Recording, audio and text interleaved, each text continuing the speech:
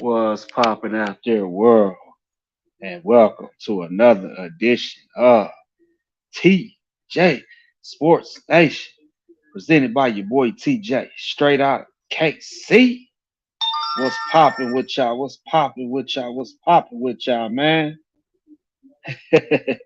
Lot been going on this week. A lot of changes. We gonna get into all that here in just a second. Yes, sir. Yes, sir. What that is, man. How we doing? How we doing? Yes, sir. Oh yeah. My boy Earl ain't tripping on nothing, man. Ain't tripping on nothing. Yes, sir. Nah, he ain't tripping on nothing, y'all. Not Earl. Hey, Earl chilling, bro. Earl over in Spain somewhere with his old lady, man. He ain't worried about nothing y'all talking about, boy. Hey, they out here talking bad on my boy, man. He need to retire. He need to fire Derek James. Oh, he needs to reevaluate himself. I think just going hard on my dude. It's crazy. Oh my goodness. Is this what it's like when them Spence haters finally get what they want? Cause they killing my boy with this shit, man. We about to dive into it though, man. Mm-hmm. Mm-hmm. Now, let's get right to it. Earl don't need to do none of that shit that they saying he need to do. What them motherfuckers need to do is learn to understand the sport of boxing. Okay? Now, the mistakes that Earl made wasn't just in the ring, it was outside the ring. It was a lot of shit. Like, for instance, coming off a 15-month layoff and fighting arguably one of the top two pound for pound fighters in the game. That was a huge mistake. And Terrence Crawford proved that by taking that tune up that we teased him about against David I've been sneezing back in December in Omaha. Yeah, that was the mistake Earl made. Another mistake he made, deciding to change his training and his nutrition staff up. When he was with Blu-ray Fitness, who I don't get me wrong, I can't stand Blu-ray Fitness, but it's for some personal shit that I don't really care for, dude. But when he was with Blu-ray Fitness, he had a lot more success in the ring. Okay, from the Lamont Peterson fight to the Sean Porter fight, Danny Garcia, Earl was a lot stronger, man. He had his legs, from those Blu-ray exercises. Blu-ray will torture you, bro. Blu-ray will make you do 800 push-ups before the workout session even begin. That's the type of workout discipline that Earl needed. Earl didn't have none of that. He changed up everything. He didn't even have the same nutritionist. Now he got away with that in the Ugas fight, but I think the reason why he got away with that in the Ugas fight is because he knew Ugas. Ugas is a good fighter. Don't get me wrong, but Ugas he don't have the footwork. He's not as durable. So Earl knew he could get in on him real good. Ugas defensively, he's not the best. You know what I'm saying? So Earl seen some loopholes with the Ugas fight that he was able to uh I guess explore. And he was successful in that by stopping Ugas late in the fight.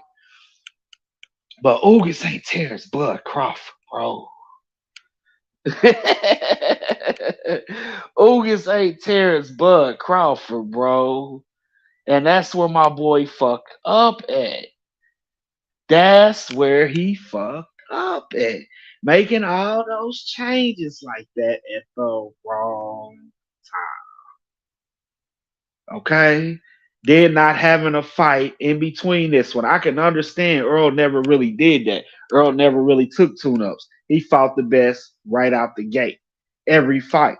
And I respect that shit. But sometimes, listen to me, sometimes you gotta use your head just a little bit more with that situation. You going into this fight, the biggest fight of your career against a pound for pound king. No matter how many weaknesses we think Crawford had going into that fight against Earl, Earl never confirmed it because he never fought Crawford before. You know what I'm saying? You never know what you walking into in a fight till you walk into it, bro.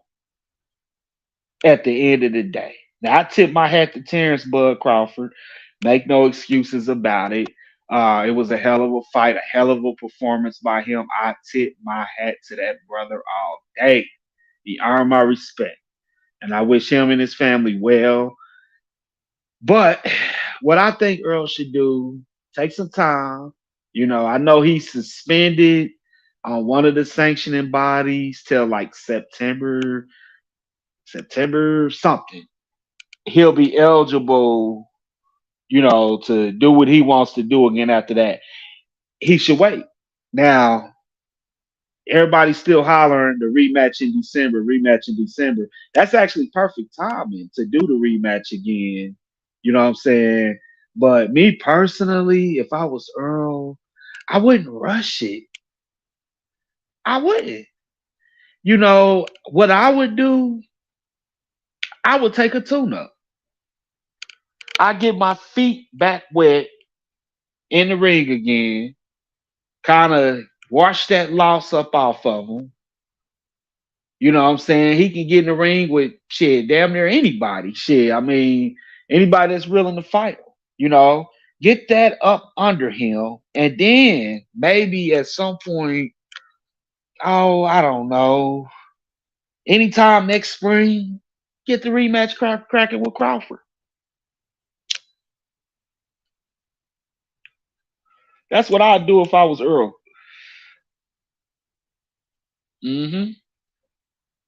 I wouldn't just rush right back into a rematch. I don't know if that's logical. He needs to get his legs all the way back up under him first, man. So I definitely want to. I definitely want to see that shit go down,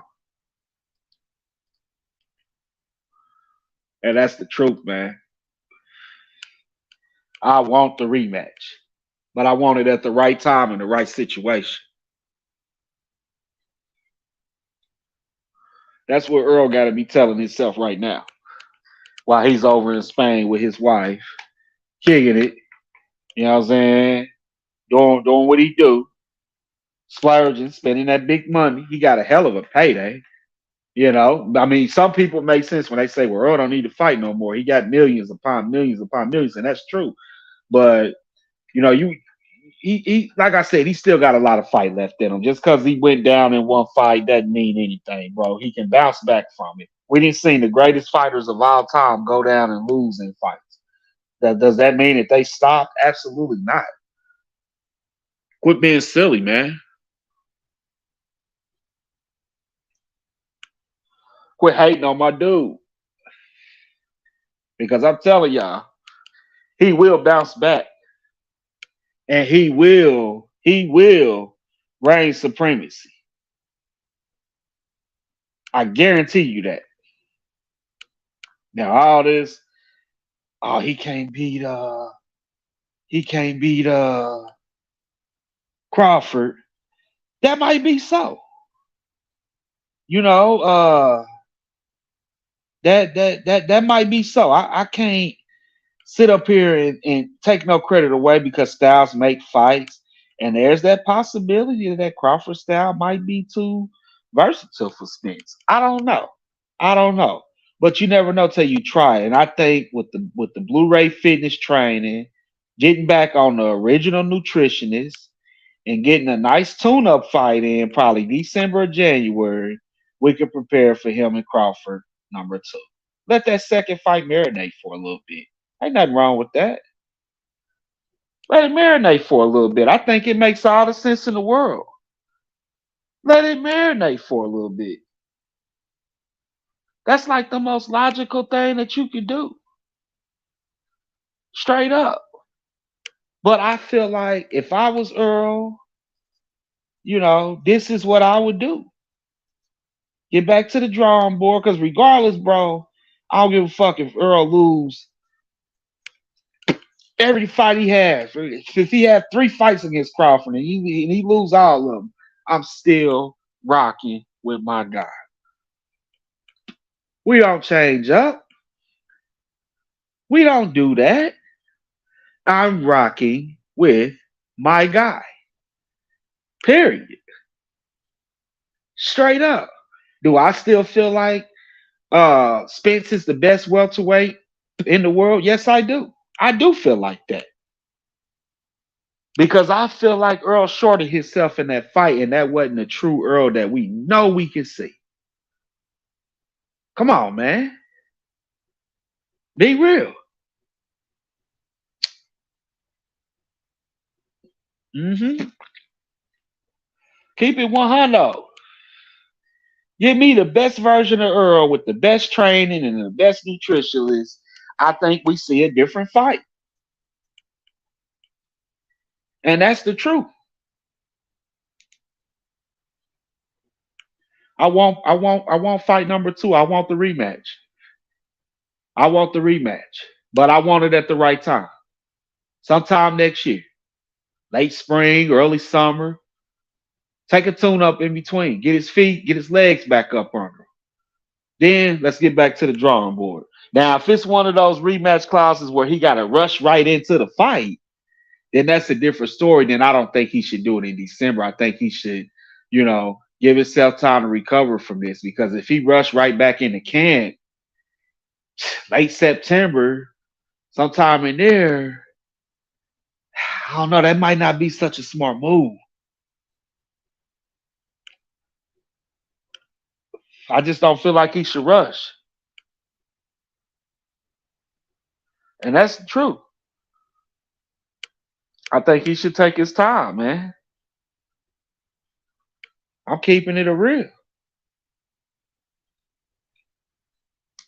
Straight up. He should take his time.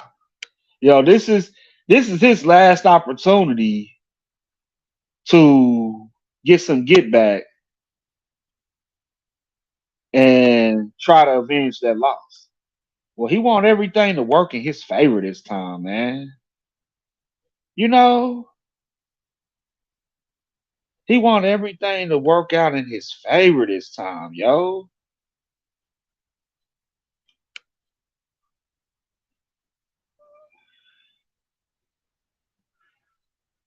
I'm telling you, man.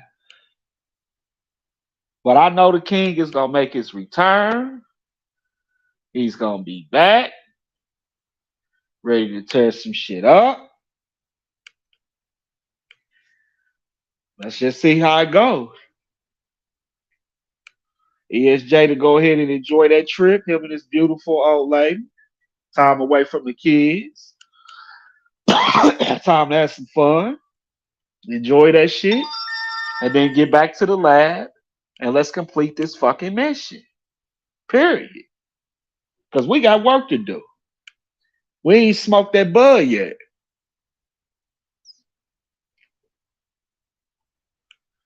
Come on now. We ain't smoked that bud yet, baby. Because it's going to get smoked. I guarantee you that. So, anyways, man, my heavyweight showdown that was supposed to went down this weekend, unfortunately, a replacement has been put in for Dylan White. Dylan White, who in the past has been accused of taking illegal substances. I believe he got out of it the first time. This time he didn't get so lucky. And they said he failed every test that they threw at him. Now, this dude, I can't stand him. He's always hollering Wilder's name. He's always hollering somebody's name that he cannot beat. I remember that devastating knockout Alexander Povetkin put on that dude in the first fight that they had. How Tyson Fury kicked his ass. Man, I listen, I wanted AJ to get Dylan White again. I wanted him to punish Dylan White. Yes. But what ended up happening? What ended up happening? Mr. So Tough, Mr. I'm the best heavyweight, Mr. This, Mr. That, just all talk ass Dylan White was out here taking banned substances to give himself some type of an athletic advantage in the fight. Cheaters never prosper. Ask Jarrell Big Baby Miller. Look how long he had to sit out of the ring before he got back in. Now he's like fucking irrelevant now. Nobody really cares about him. It's gonna be very hard for him to get title fights and shit. It's hard to trust a cheater. Ask Canelo. Do I need to keep going? Dylan White is garbage. And as a cheater, a liar, and he was getting ready to get knocked out on Saturday. And he tried to cheat his way out of the situation. He's a piece of shit. It's just that simple, bro. He's a piece of shit. Period. I don't support cheaters. So this left my boys,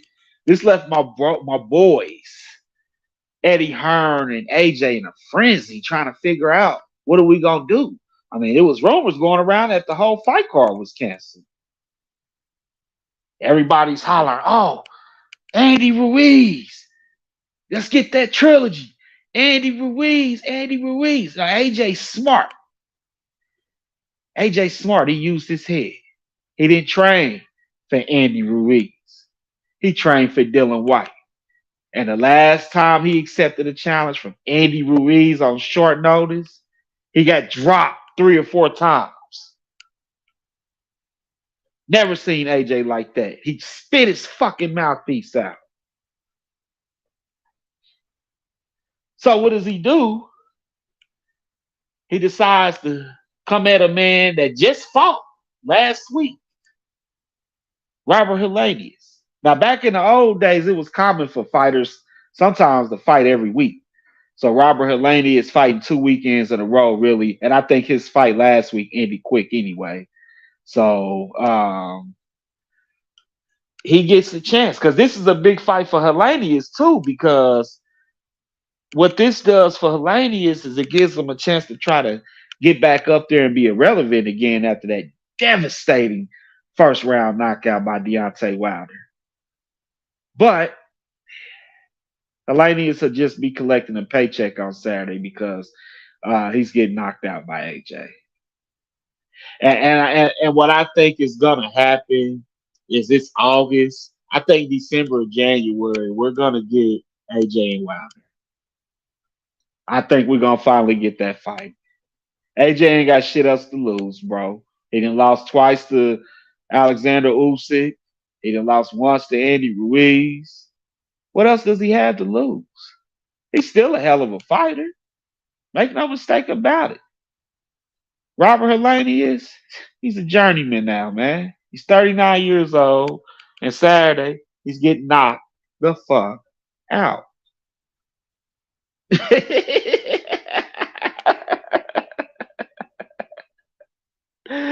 It's just that simple.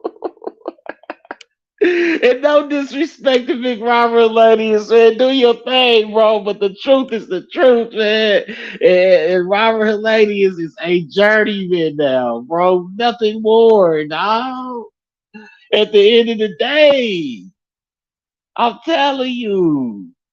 Now, I'm going to be back on Thursday because we got to talk about this Devin Haney, Regis Progress shit that's going back and forth, and the Devin Haney, Shakur Stevenson shit that's going back and forth.